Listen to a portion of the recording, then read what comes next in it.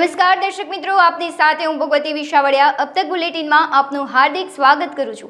विस्तृत समाचारों जोता पहला जोईए आजनी मुख्य हेडलाइन्स। प्रमुख स्वामीना पगलाओ पर अबुधाबी में वैश्विक बंधुत्वનું मंदिर खुल्લું મૂકશે વડાપ્રધાન મોદી। ગુજરાતનું માથાદીઠ દેવું વર્ષ 2024-25 માં 62,597 આંબી જશે। સુરેન્દ્રનગરના મૂડી તાલુકાના લીમડી ગામે સહસ્ત્ર જૂથ અથડામણ। समाचारों जोईए विस्तृत में। अबुधाबी में वैश्विक बंधुत्वનું मंदिर आज 14 फेब्रुआरी ने बुधवारे सांजे वडाप्रधान नरेंद्र मोदीना हस्ते खुल्લું मुकाशे। आ मंदिर थकी स्वामीनारायण मंदिरनो वसुधैव कुटुंबकमनो भाव सदियों सुधी गुंजतो रहेवानो छे। आ उपरांत भारत अने यूएईना गाढ़ संबंधનું साक्षी आ मंदिर बनवानुं छे। यूएई में वसता हिंदुओं माटे आज दिवाળી जेवो माहोल छवायो छे। अबुधाबी में वर्षों पूर्वे प्रमुख स्वामीए हिंदू मंदिरનું स्वप्न जोयुं हतुं, जे आज स्वप्न साकार थवा जई रह्युं छे। 20 एप्रिल 2019 रोज महंत स्वामी महाराज और पीएम मोदीए आ मंदिरનો शिलान्यास कर्यो हतो। आ मंदिरનું निर्माण बोचासण निवासी श्री अक्षर पुरुषोत्तम स्वामीनारायण संस्था एटले के BAPS द्वारा करवामां आव्युं छे। मंदिर में यूएईना 7 अमीरात अबुधाबी, अजमान, दुबई, कुजेरा, रास अल खेमा, शारजाह और अल कवैनનું प्रतिनिधित्व करता 7 शिखर आकर्षणનું केंद्र बनશે। गुजरातना देवामां सतत वधारो थई रह्यो छे। वर्ष 2022-23 में राज्यनो रूपिया 3,38,476 करोड़ देवुं हतुं, ते वधीने वर्ष 2023-24 में 3,81,380 करोड़ थयुं छे। वर्ष 2024-25 में राज्यना देवानो अंदाज 4,26,380 करोड़ है, एटले के तेमां छेल्ला वर्षनी सरखामणीए 45,000 करोड़नो वधारो थशे। सरखामणीए वर्ष 2024-25 में दैनिक 87,904 करोड़नो वधारो थयो छे। वर्ष 2024-25 में दरेक गुजरातीना माथादीठ देवुं 65,597 थशे। सुरेन्द्रनगर जिल्लामां कायदो अने व्यवस्थानी परिस्थिति सतत कथळती जई रही होय तेवी घटनाओ छासवारे सामे आवी रही छे। खास करीने सामान्य बाबते झगड़ा अने जूथ અથડામણ थती होय तेवा प्रकारना किस्साओ વધતા જઈ રહ્યા છે। ત્યારે મૂડી તાલુકાના લીમડી ગામે આ પ્રકારની વધુ એક ઘટના બની છે। મળતી માહિતી મુજબ લીમડી ગામે મોડી રાત્રે જનરલ સ્ટોર ઉપર સામાન્ય બાબતે બોલાચાલી બાદ અલગ અલગ બે જ્ઞાતિના લોકો સામસામે આવી ગયા હતા અને શસ્ત્ર વડે ધીંગાણું ખેલવામાં આવ્યું હતું। આ ધીંગાણામાં 12 થી વધુ લોકોને ગંભીર ઈજાઓ પહોંચી છે, ત્યારે તમામને સારવાર માટે હોસ્પિટલ ખાતે ખસેડવામાં આવ્યા છે અને આ સંદર્ભે પોલીસ વિભાગ દ્વારા તપાસ શરૂ કરી દેવામાં આવી છે। ઘટનાની જાણ થતા તાત્કાલિક ધોરણે સુરેન્દ્રનગર નાયબ પોલીસ अधीक्षक सहितना पोलीस अधिकारीओ अने कर्मचारीओ घटना स्थळे दौड़ी गया हता। हूँ લીમડી ગામનો છું। મારું નામ ભૂપતભાઈ લાલજીભાઈ વાંટુકિયા છે। મારો ભાઈ રહ્યો ને અંદાભાઈ એ દુકાને બે છે, બરોબર। એ દરબાર રહ્યા ને ગેટ છે, એ દારૂ પી અને અહીંયા ધમાલ કરવા આવ્યા। પછી દુકાનમાં મારા ભાઈને માર્યા। પછી મારો ભાઈ રહ્યો એ દુકાન બંધ કરીને ઘરે આવતો રહ્યો। પછી ઘરે આવ્યા પછી પાછા દરબારો બધાએ ગાડી લઈને આવ્યા બાજવા હાડું થાય અને પછી મારા ભાઈને માર્યો। મારા ભાઈને માથામાં ધારીઓ માર્યો, પછી કેડે ધોકો માર્યો છે। મારા ઘરનાને પણ પાઇપ માર્યો છે અને મને પણ પાઇપ માર્યો છે। અને યુવરાજસિંહ પોલીસમાં જે નોકરી કરે ને એમને ફાયરિંગ કર્યું અમારા સામે। 4 તો ફાયરિંગ કર્યા એમને અમારા સામે। અને શંભુભાઈ પણ હતા, એવા ઘણા બધા વ્યક્તિ હતા, લગભગ 30 જણા હતા। વિષ્ણુભાઈ ગિરધરભાઈ લીમલી। અત્યારે જે બનાવ બન્યો એ પહેલાં મોટાભાઈ દુકાને બેઠા હતા અને આ કિરીટસિંહ ફૂલ દારૂ પીને આ દુકાને આવ્યા અને ભાઈને ગારું દેવા માંડ્યા। ભાઈએ એવું કીધું કે ભાઈ ગારું ન બોલો, તો એ પાછળ ધોલો મારવા માંડ્યા। પછી એમના છોકરાને ફોન કર્યો અને એમનો છોકરો આવી અને પાછા ભાઈને માર્યા, બરાબર। પછી અમે તો મૂળી પોલીસ સ્ટેશને ફરિયાદ કરવા માટે ગયા હતા। વચમાં ઘરેથી ફોન આવ્યો દીકરીનો કે બાપા એ બધા તલવાર્યું અને બંદૂકો લઈને બાજુ આવ્યા છે। તો એમને જે યુવરાજસિંહ જે પોલીસમાં નોકરી કરે છે, બરાબર, એમને અમારા માણસો ઉપર 4 રાઉન્ડ એમને અમારા 4 રાઉન્ડ ફાયરિંગ કરી અને પછી ધોકાન પેપ એવું લઈ 50 જણા અહીંયા આવ્યા હતા, બરાબર। પછી અમારા દળને પ્રભુભાઈ લાલજીભાઈ વાંટુકિયાને માથે બહુ ઈજા થઈ છે અને ભૂપતભાઈ લાલજીભાઈને પણ વાગ્યું છે અને મનીષાબેન ભૂપતભાઈ વાંટુકિયાને પણ એમને માથે વાગ્યું છે, રવણભાઈને પણ વાગ્યું છે અમારા બીજા બધા બહેરાને ઘેરે પણ માર્યા છે, બરાબર. અને બહુ માથાભારે માણસ છે. આ અમે જ્યારે સરપંચની ચૂંટણી લડ્યા, એ બધી અને અદાવત નાખી અને આ બધું કાવતરું કરવામાં આવ્યું છે. ગાંધીનગરના 300 એકરમાં ફેલાયેલું ગુજરાત યુનિવર્સિટી કેમ્પસ 16 ફેબ્રુઆરીથી એથ્લેટિક્સ ફેડરેશન ઓફ ઇન્ડિયાની flagship event national inter district junior athletics મીટની 19મી આવૃત્તિનું આયોજન કરાશે. જ્યારે NIDIAM ગુજરાતમાં ગ્રામરૂટ સ્પોર્ટ્સને પ્રોત્સાહન આપશે, ત્યારે તે ભારતની મોટી ઇવેન્ટ્સ યોજવાની ક્ષમતાને પણ પ્રદર્શિત કરશે. કારણ કે સરકારે 2036 ઓલિમ્પિક ગેમ્સ માટે બિડ કરવા માટે રસ દર્શાવ્યો છે. AFI અમદાવાદમાં 16 થી 18 ફેબ્રુઆરી દરમિયાન ગુજરાત સરકાર અને સ્પોર્ટ્સ ઓથોરિટી ઓફ ગુજરાતના સંકલનમાં NIDIAM કરશે. 3 દિવસ ઇવેન્ટમાં 615 જિલ્લામાંથી 5558 ખેલાડીઓ ભાગ લીધો છે. ઓથોરિટી ઓફ ગુજરાતનો આજે સ્થાપના દિવસ છે. સ્પોર્ટ ઓથોરિટી ઓફ ગુજરાતના સૌ અધિકારીઓને, કર્મચારીઓને, પરિવારજનોને અને ગુજરાતના સૌ યુવાન ખેલાડીઓને હું ખૂબ ખૂબ શુભકામનાઓ આપું છું. આપણે સૌ જાણીએ છીએ કે ગુજરાત રાજ્ય એ સ્પોર્ટ્સ માટે, સ્પોર્ટ્સ ઇવેન્ટ માટે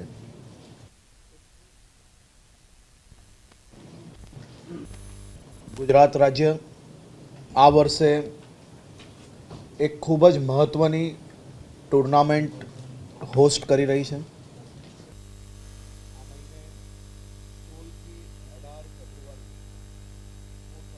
ગુજરાત અને એથ્લેટિક ફેડરેશન ઓફ ઇન્ડિયાના સંયુક્ત ઉપક્રમે national inter district junior athletics meet એટલે કે નિટજેમનું આયોજન કરવામાં આવેલું છે.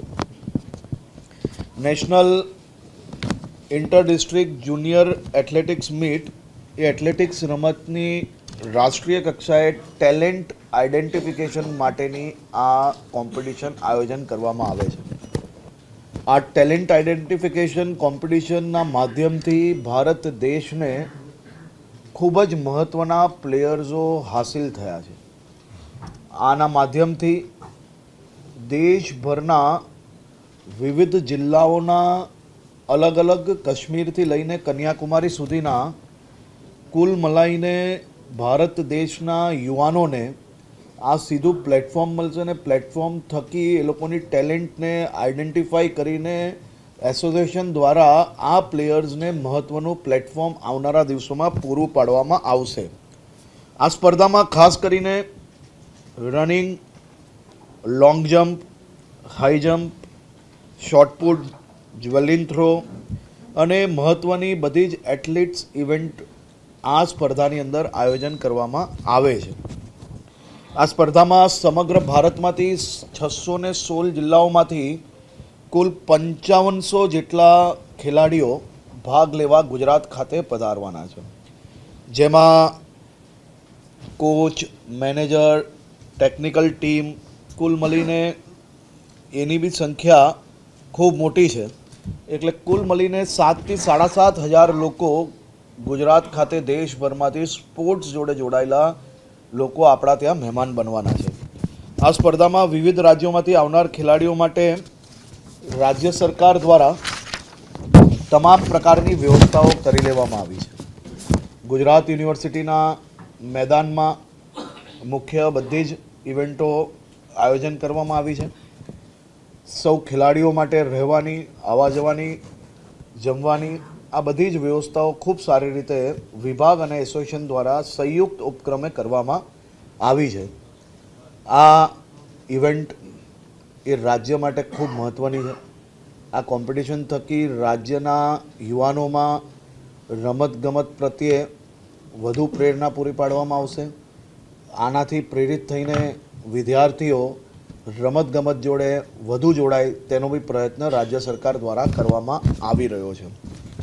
આપણે ગત વર્ષે જ રેકોર્ડ ટાઈમિંગની અંદર ગુજરાત સરકાર દ્વારા સ્પોર્ટ્સ ડિપાર્ટમેન્ટ દ્વારા નેશનલ ગેમ્સનું આયોજન કરવામાં આવેલું, જે ખૂબ જ સફળતાપૂર્વક એ આયોજન થયેલું હતું. આ વર્ષે નિટજેમ બી આપણે one of the best host તરીકે ગુજરાત આ ઇવેન્ટને પૂર્ણ કરશે અને મને વિશ્વાસ છે કે ગુજરાતની ધરતી પર આયોજન જે આ નીટ જેમનું થવાનું છે તેના થકી ભારત દેશને એથ્લેટિક્સના સેક્ટરની અંદર ખૂબ મોટા પ્રમાણમાં નવા ખેલાડીઓ પ્રાપ્ત થશે. રાજકોટની નિધિ સ્કૂલ ખાતે આજ રોજ વસંત પંચમી દિવસની ભવ્ય ઉજવણી કરવામાં આવી હતી. નિધિ સ્કૂલના શિક્ષકો દ્વારા વિદ્યાર્થીઓને આજના દિવસની ધાર્મિક મહત્વતા છે તેનાથી માહિતગાર કરવામાં આવ્યા હતા. સ્કૂલના શિક્ષકો વિદ્યાર્થીઓ સાથે વાલીઓએ ગાયત્રી પૂજનનું પણ આયોજન કર્યું હતું. આવનારી પેઢીઓ વેલેન્ટાઇન દિવસ અને વિદેશી સંસ્કૃતિ છોડી ભારતીય સંસ્કૃતિનું અનુકરણ કરે તેવી શીખ આપવામાં આવી. મોટી સંખ્યામાં બાળકો અને વાલીઓ પૂજા કરી ધન્યતા અનુભવી હતી. આજરોજ અમારી નિધિ સ્કૂલ દ્વારા વસંત પંચમી એટલે માં સરસ્વતી અને સાથે સાથે માં લક્ષ્મીજીનો પ્રાગટ્ય દિવસ. આજના દિવસે નિધિ સ્કૂલની અંદર ગાયત્રી પરિવાર દ્વારા એક વિદ્યાઆરંભ આપણા સંસ્કારોમાં ગર્ભધારણ સંસ્કાર હોય છે એમ વિદ્યાઆરંભ સંસ્કારની પણ એક મહત્વતા છે. તો આજે વસંત પંચમીના દિવસે ગાયત્રી પરિવારના બહેનો દ્વારા દરેક વિદ્યાર્થીઓ અને તેમના વાલીઓને વિદ્યા આરંભ જ્યારે બાળકો કરવા જઈ રહ્યા હોય ત્યારે તે જે પુસ્તક અને જે પેન દ્વારા એ પોતાનો વિદ્યાઆરંભ કરતા હોય એનું પૂજન, ત્યારબાદ તેમના દ્વારા એક દીપ યજ્ઞ, કારણ કે આવનારા સમયની અંદર તેઓ મા સરસ્વતીના આશીર્વાદ મેળવે અને આગળ વધે એના દ્વારા એક કાર્યક્રમ રાખવામાં આવેલો છે. આમાં કેજી સેક્શનના બાળકોએ ભાગ લીધો છે અને તેમના વાલીઓએ પણ ભાગ લીધો છે. ઉપરાંત ત્યારબાદ આ દીપયજ્ઞ પૂર્ણ થયા બાદ વિદ્યાર્થીઓ દ્વારા સરસ્વતી માતાનું પૂજન પણ કરવામાં આવશે.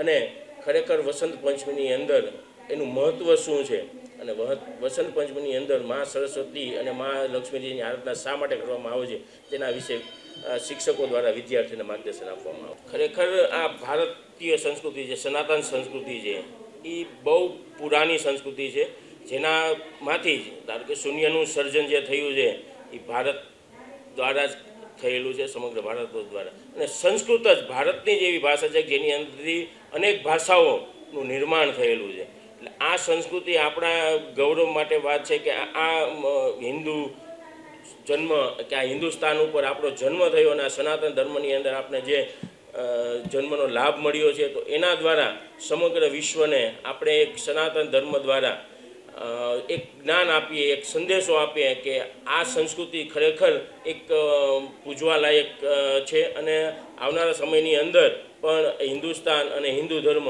એક સમગ્ર વિશ્વની એક મહાસત્તા બનશે એવી અમારી નેમ. મારું નામ મકવાણા હેમાલી ધર્મેશભાઈ છે. હું નિધિ સ્કૂલમાં શિક્ષક છું.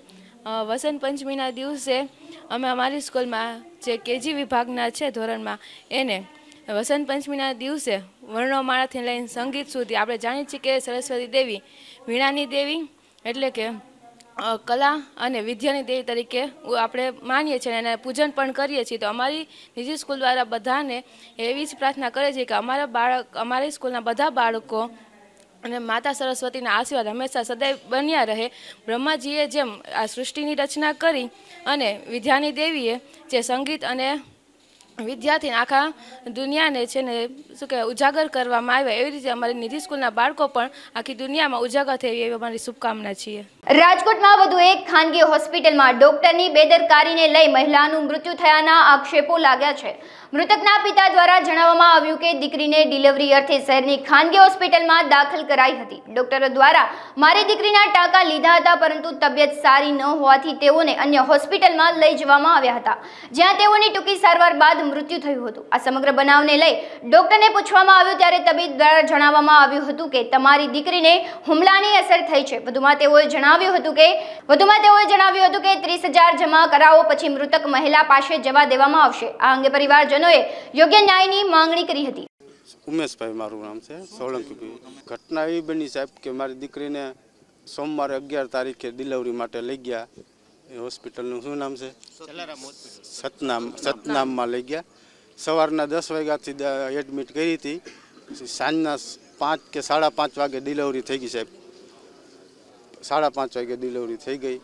પછી એના અડધી કલાક કે પોણી કલાક પછી છોકરીને ટાંકા લીધા, જીવતા ઇન્જેક્શન માર્યા વગર ટાંકા લીધા તો છોકરીને ચક્કર આવી ગયા સાહેબ. મારી ઘરવાળી માથે ઊભી છે, મારી છોકરી માથે ત્યાં એની ઊભી છે. જીવતે જીવતા એમને ટાંકા લીધા, છોકરીને ચક્કર આવી ગયા. તો પછી આંચકી આવી ગઈ. તો પછી જલારામ હોસ્પિટલની ચિઠ્ઠી કરી દીધી, ગાડી એને એ લોકોએ બોલાવી દીધી. તો અમે જલારામમાં એડમિટ કર્યા છોકરીને. તો 4 વાર કરી તો છોકરીને સારું થયું 11 તારીખે. પછી 12 તારીખે સારું જ હતું, 5, સાડા 5, 6 વાગ્યા સુધી સારું જ હતું એકદમ. પછી એ લોકોએ કાંઈક દવા દીધી અને અમારા સંબંધી છે એની લોહીના બાટલા એવું કાંઈક મગાવ્યું, લોહીના બાટલો મગાવ્યો. પછી 6 વાગ્યા પછી એને બહુ ઉપડી ગઈ તકલીફ સાહેબ. 7 કે 7:15 વાગ્યા તો મને અંદર ડૉક્ટરે બોલાવ્યો. મને અંદર બોલાવ્યો કે ભાઈ તમારી છોકરીને હુમલાની અસર છે કે રહે એવી શક્યતા નથી. મેં કીધું સાહેબ હજી એના હસબન્ડ સાથે હમણાં 6 વાગ્યા સુધી ઊભી છે, બેઠી છે, નારિયેળ પાણી પીધું અને તમે આ અડધી પોણી કલાકમાં એમ કેમ કહો છો કે હુમલાની અસર છે અને રહેવાની શક્યતા નથી? જલારામમાં ત્યાં જ મોત થયું સાહેબ. મારી તો શું માંગ હોય ભગવાન, હવે મારી દીકરી વહી ગઈ તો મને પાછી મળવાની નથી સાહેબ. બીજા કોઈની દીકરીઓને આવી થાય નહીં સાહેબ. એ ડૉક્ટરોને સજા મળે. મારી દીકરી રહી ને એના જેઠના દીકરાની વહુ છે સાહેબ. એના દીકરાના મારી દીકરી છે ને એના જેઠના દીકરાની વહુ છે. નાનપણથી માવતર મરી ગયા, ધણી મરી ગયો. તો આ દીકરીને દવાખાને લઈ ગયા તો એને કોઈ જાતનું કીધું નહીં. હાવ સારું થઈ ગયું. તો પછી બલેટ ચડાયું તો મોઢામાંથી બલેટ પરબારું જ નહીં રહ્યું. બીજું અમારે શું કહેવું સાહેબ? હવે અમારી દીકરી જેવી લઈ ગયા એવી અમને હોપી નહીં પાછી. અને અચાનક જ એને અમને કીધું નહીં, જાણવું જ નહીં ડૉક્ટરે કાંઈ કે આ દીકરીને આ તકલીફ છે. ડૉક્ટરે જાણવું જ નથી અમને. ડૉક્ટરની જ બેદરકારી છે આમાં, ડૉક્ટરની જ બેદરકારી છે. અમને કોઈ જાતનું જાણવું નહીં કે આ દીકરીને આ દર્દ છે કે આ થયું, કોઈ જાતનું કાંઈ કીધું જ નહીં અમને. બેનને ડિલિવરી આવી, દીકરો ધાવણો થયો છે. પપ્પા દીકરો ધાવણો થયો છે.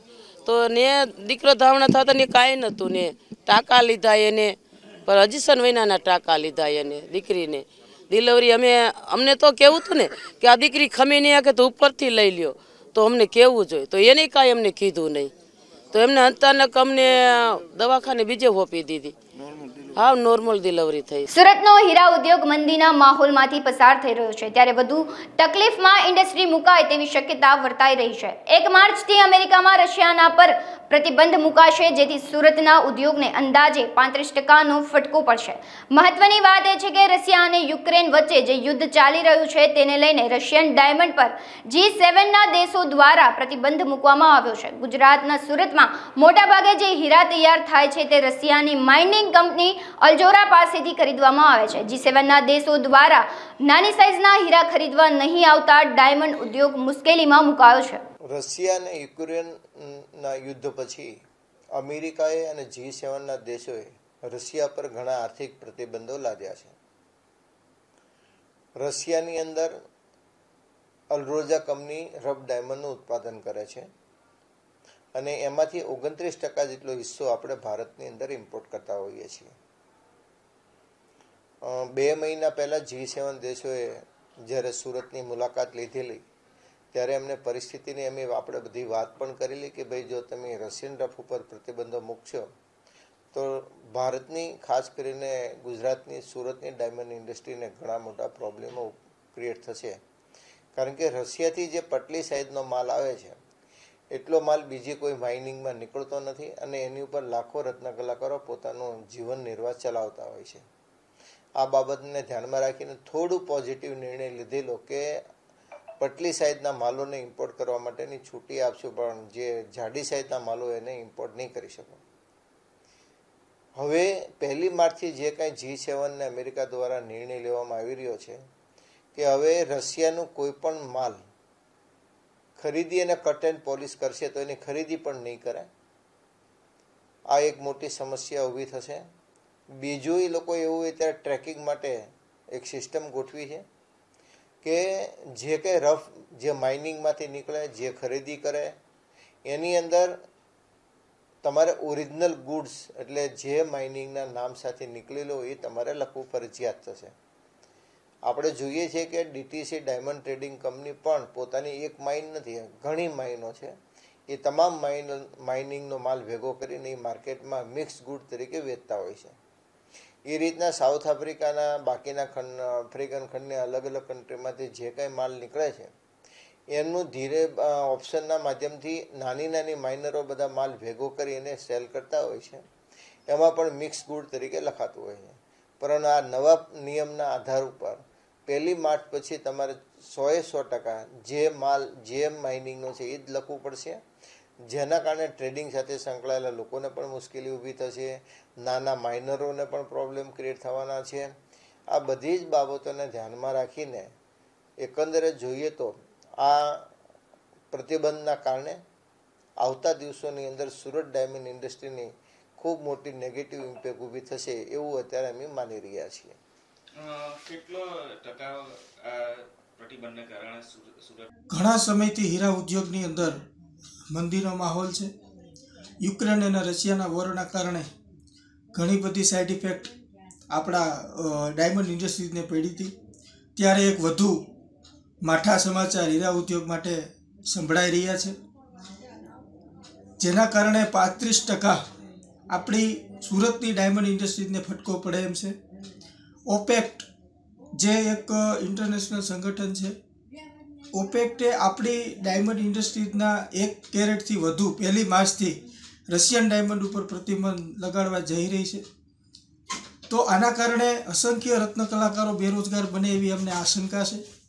આના કારણે વધુમાં વધુ રત્ન કલાકારો ગુજરાતની અંદર જે આર્થિક ઉદ્યોગ છે, જેને સુરતને મજબૂત બનાવ્યું છે, જે ગતિશીલ ગુજરાતની અંદર સુરતનો મહત્ત્વનો પાર્ટ છે, એ પાર્ટની અંદર જે ઓપેક નામનું એક સંગઠન છે જે અમેરિકન ની અંદર આવેલું છે. અમેરિકાએ રશિયન ડાયમંડનો બેલ્ટ 1 માર્ચથી મારવા જઈ રહી છે, ત્યારે હીરા ઉદ્યોગની અંદર 35% ફટકો આપને પડે એમ છે. આના માટે વારંવાર ગુજરાત સરકાર અને કેન્દ્ર સરકારને અમારા દ્વારા રજૂઆત કરવામાં આવી હતી કે એક ડેલિગેશન, વિદેશી ડેલિગેશન જાય અને વિદેશી ડેલિગેશનની મંત્રણા કરે ને આ જે પ્રતિબંધ છે એ હટાવવામાં સફળ થાય. પરંતુ હજુ સુધી સરકાર તરફથી અમને કોઈ પણ રિસ્પોન્સ આપવામાં આવ્યો નથી. તો આના માટે વારંવાર અમે કહીએ છીએ કે બેરોજગાર જ્યારે પણ હીરા ઉદ્યોગની અંદર મંદી આવે છે ત્યારે પહેલો ભોગ કારીગર બનતા હોય છે. છેલ્લા 5 મહિનાની અંદર 38 રત્ન કલાકારોએ ખાલી સુરતમાં આત્મહત્યા કરી હતી. તો આત્મહત્યાનો દોર વધે નહીં, બેરોજગારીનો દોર વધે નહીં, એના માટે અસંખ્ય વાર સરકારને રજૂઆત કરી હતી. હમણાં જ અમે ગુજરાતના શ્રમ અને રોજગાર મંત્રી શ્રી બળવંતસિંહ રાજપૂતને પણ મળ્યા હતા કે હીરા ઉદ્યોગની અંદર મંદી આવી રહી છે અને મંદીનો માહોલ છે. તો આ એક મોટો ઝટકો ડાયમંડ ઇન્ડસ્ટ્રીઝ માટે કહેવાય, કારણ કે 35% ઝટકો આપણે સુરતની ડાયમંડ ઇન્ડસ્ટ્રીઝને પડે એમ છે. તો આ ના પડે એ માટે સરકારે એમાં આગળ આવીને પ્રયાસો કરવા જોઈએ. જય હિન્દ. જામનગરમાં છેલ્લા કેટલાક સમયથી રખડતા શ્વાનના કરડવાના કેસમાં નોંધપાત્ર વધારો જોવા મળી રહ્યો છે. જીજી હોસ્પિટલમાં દરરોજ 20 જેટલા કેસ શ્વાન કરડવાના આવી રહ્યા છે. કેસ વધવાને કારણે હોસ્પિટલમાં એન્ટી રેબિટ્સ ક્લિનિક શરૂ કરવામાં આવી છે, જ્યાં 3 નંબરના વોર્ડમાં શ્વાન કરડવાને લગતા દર્દીઓને રસી આપવાથી લઈને સારવાર કરવાની કામગીરી કરવામાં આવી રહી છે. સ્ટેન્ડિંગ કમિટીમાં ફરીથી શ્વાનના ખસીકરણ માટે 50 લાખનો ખર્ચ મંજૂર કરી ડિસેમ્બર 2023થી ખસીકરણ અને રસીકરણ શરૂ કરવામાં આવ્યું હતું. જામનગર મહાનગરપાલિકા દ્વારા શ્વાનોનું ખસીકરણ તેમજ રસીકરણની કામગીરી ચાલુ કરવામાં આવેલ છે. 27 ડિસેમ્બરના રોજ આ કામગીરી ચાલુ કરવામાં આવેલી હતી અને ત્યારથી અત્યાર સુધી કન્ટિન્યુઅસ આ કામગીરી ચાલુ છે. અત્યાર સુધીમાં 1000 ઉપરાંતના શ્વાનોને ખસીકરણ કરવામાં આવેલું છે તેમજ તેમને રસીકરણ પણ કરી દેવામાં આવેલું છે. શ્વાનોને શહેરમાંથી જે તે વિસ્તારમાંથી પકડી એને રણજીતસાગર ખાતે જે ઓપરેશન થિયેટર વગેરેની જે સુવિધાઓ છે ત્યાં શિફ્ટ કરવામાં આવે છે. ત્યાં 1 દિવસ રાખી બીજે દિવસે એમનું ઓપરેશન કરી અને ત્યાર પછી 3 દિવસ સુધી રાખવામાં આવે છે. ત્યાર પછી પણ જો કોઈની હેલ્થ સારી ના હોય તો વધારે દિવસ પણ ત્યાં રાખવામાં આવે. ત્યાર પછી ફરી જે જગ્યાએથી પકડેલા હોય એ જગ્યાએ જે તે શ્વાનને છોડી દેવામાં આવતા હોય છે. આ પ્રક્રિયા છે કન્ટિન્યુઅસ પ્રોસેસમાં ચાલુ રાખવામાં આવનાર છે. રોજના એવરેજ 25 થી 30 શ્વાનોને પકડી અને તેનું ખસીકરણ તથા રસીકરણ કરવામાં આવે છે. સુરત ક્રાઇમ બ્રાન્ચને ચોરી, લૂંટ અને સ્નેચિંગ જેવા ગુનાઓમાં સંકળાયેલી આંતરરાષ્ટ્રીય છાર ગેંગને ઝડપી પાડવામાં મોટી સફળતા મળી છે. ઉમરા પોલીસ સ્ટેશન હદ વિસ્તારમાં આ ગેંગના ઇસમોએ બાઇક પર જઈને 4.40 લાખ રૂપિયાની લૂંટ કરી હતી. આરોપીઓ પાસેથી 2 મોટરસાયકલ, સોનાનું મંગળસૂત્ર, 6100 રોકડા, ચપ્પુ, ટીપાના કાચ તોડવા માટેના હીરાકણી સહિતનો મુદ્દામાલ જપ્ત કરવામાં આવ્યો છે. આરોપી પ્રફુલ ગારંગે સામે અમદાવાદ શહેરના અલગ-અલગ પોલીસ સ્ટેશન ઉપરાંત રાજસ્થાન અને મધ્યપ્રદેશના અલગ-અલગ પોલીસ સ્ટેશનમાં કુલ મળીને 12 ગુના નોંધાયા છે. આરોપીઓની ધરપકડ કરી પોલીસે સુરતના ઉમરા, ડિંડોલી તેમજ વડોદરાના ફતેગંજ અને અમદાવાદના ઓઢવ પોલીસ સ્ટેશનમાં નોંધાયેલા કુલ 5 ગુનાઓનો ભેદ ઉકેલ્યો છે. ગત તારીખ 10/2/2024 રોજ ઉમરા પોલીસ વિસ્તારમાં સાંજના 6 વાગ્યાના સુમારે અઠવા લઈને ડુમસ રોડ પર ખેટલા આપા ટી સ્ટોલની આગળ એક ફોર્ચ્યુનર ગાડીમાંથી એક ઈસમ થેલીમાં પૈસા લઈ અને નીકળતા 2 બાઇક સવાર આવી અને એની હાથમાંથી થેલી ઝૂંટવી અને પલાયન થઈ ગયેલ એ મુજબનો બનાવ બનેલ. બનાવની જાણ થતાં ક્રાઇમ બ્રાન્ચના અધિકારીઓ, ક્રાઇમ બ્રાન્ચની ટીમને જાણ થતાં બધી ટીમો કામે લાગી ગઈ. આના આધારે અમે ખાનગી બાતમી મળી અમને કે સાયણ મુકામે બરફની ફેક્ટરીની આજુબાજુ આરોપીઓ છુપાયેલા છે. જે હકીકતના આધારે ક્રાઇમ બ્રાન્ચની ટીમ ત્યાં જઈ આ આરોપીઓની ધરપકડ કરતાં 3 આરોપી મળી આવેલ, જેમાં 3 આરોપીઓમાં એક શરીફ ખાન, કનુભાઈ અને પ્રફુલ, આ 3 આરોપીઓ મળી જવા, જેમની અત્રે લાવીને પૂછપરછ કરતાં આ આરોપીઓ છારા ગેંગના આરોપીઓ હોય એવી હકીકત ખુલી. છારા ગેંગના આરોપીઓનું કામ મોબાઈલ સ્નેચિંગ, કોઈપણ આગળિયા પેઢીમાંથી નીકળતા ઈસમોના વિરુદ્ધ ઈસમો પાસેથી થેલી ઝૂંટવી લેવાનું આ લોકોનું એમઓ કામ કરે છે. જેમાં પ્રફુલ જે છે એ ગારાંગે જે છારા છે જેના વિરુદ્ધમાં અગાઉ 12 ગુના નોંધાયેલા છે. જે કનુ છે આરોપી સોલંકી, એના વિરુદ્ધમાં 3 ગુના નોંધાયેલા છે. અને એક શરીફ ખાન જે હાલ મુંબઈ રહે છે અને મૂળ રહે યુપી, જેને આખા ઘટનાનો પ્લાન બનાવી અને આ લોકો સાથે લૂંટની ઘટનાને અંજામ આપેલ. આ આરોપીઓની એમો એવી છે કે જે પણ ભીડભાડવાળા વિસ્તાર હોય, જ્યાં આગળિયા પેઢી હોય, ત્યાં આગળ એ લોકો રેકી કરતા હોય છે. જે ઈસમ અંદરથી પૈસા લઈને નીકળે એના પર વોચ કરી એની પાછળ જઈ જ્યાં સુમસામ રસ્તો દેખાય ત્યાં આગળ જઈ અને એ લોકો એમનો સ્નેચિંગનો જ્યારે ચાન્સ મળે ત્યારે એની હાથમાંથી થેલી ઝૂંટવી અને આ પ્રકારની ઘટનાઓને અંજામ આપતા હોય. અને અત્યારે આ આરોપીઓ પાસેથી પૂછપરછ કરતાં કુલ 5 ગુનાનો ભેદ ઉકેલા છે. બરોડાના 2 ગુના છે, ડિંડોલીના અને એક સુરતનો ગુનો ઉકેલવામાં આવેલ છે. લોકસભાની ચૂંટણીને હવે ભણકારા વાગી રહ્યા છે ત્યારે રાજકીય પક્ષોએ પણ તૈયારીઓ જોરશોરથી શરૂ કરી દીધી છે. ત્યારે ગીર સોમનાથ જિલ્લાના વડામથક વેરાવળ ખાતે યુથ પ્રદેશ કોંગ્રેસના પ્રમુખ હરદેવસિંહ ચુડાસમા અને ઉપપ્રમુખ અભય જોટવાના અધ્યક્ષ સ્થાને લોકસભા મિશન 2024 અંતર્ગત મહત્વની બેઠક યોજાઈ હતી. જૂનાગઢ અને ગીર સોમનાથ જિલ્લાના કોંગ્રેસના યુવા કાર્યકર્તાઓ, ભાઈઓ અને બહેનો હાજર રહ્યા હતા. આ બેઠકમાં 138 વર્ષથી પણ જૂની કોંગ્રેસ પક્ષની વિચારધારા, કોંગ્રેસે કરેલા કામો અંગે ચર્ચાઓ કરવામાં આવી હતી. હરપાલસિંહ ચુડાસમા, ગુજરાત પ્રદેશ યુવક પ્રમુખ. આજનો કાર્યક્રમ જે રહ્યો લક્ષ 2024 અંતર્ગત આ સમગ્ર ગુજરાતની અંદર અત્યારે પ્રશિક્ષણ શિબિર નું આયોજન થયું છે. એની અંદર આ 6ઠ્ઠી શિબિર જે રહે એ જૂનાગઢ લોકસભાની વેરાવળ ખાતે છે.